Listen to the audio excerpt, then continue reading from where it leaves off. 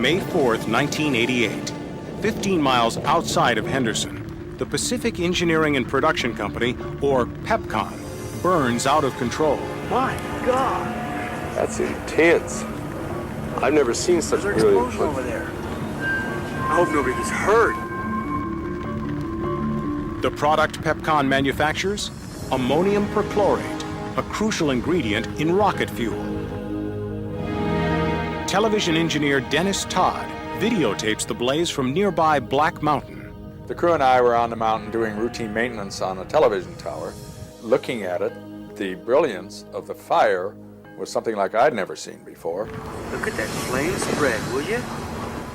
Rodney McCarroll also watches the growing inferno from a neighboring building. My plant was about 1,200 yards from where PEPCON was at.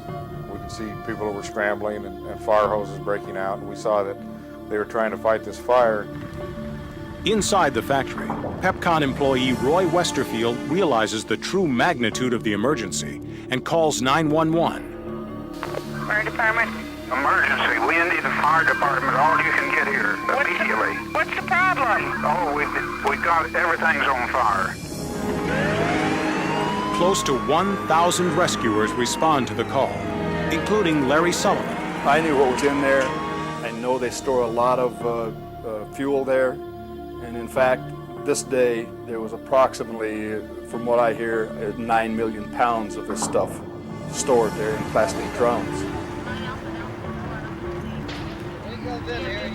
Before Sullivan and the other firefighters can make their way to PEPCON, the chemicals, exposed to intense heat, finally reach the point of combustion. Ooh, that's going to be loud. The magnitude of that sound when it reached us was still extremely large for something that had traveled over a mile.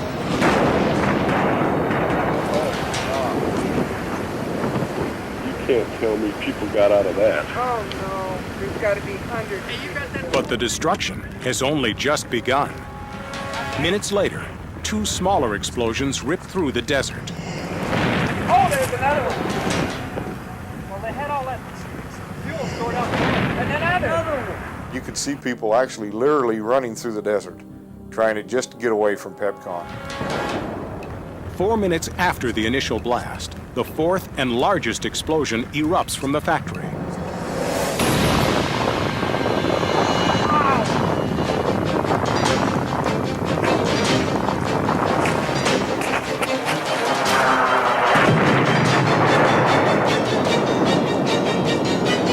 The explosion is so intense, the shockwave vaporizes a nearby factory and registers 3.5 on the Richter scale. It was just like a wall of water coming at you.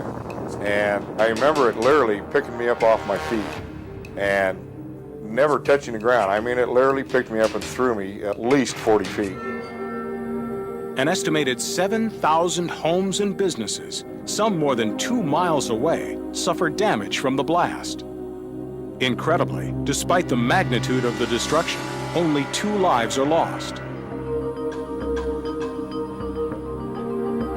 More than a decade later, it's difficult to find visible signs of the disaster.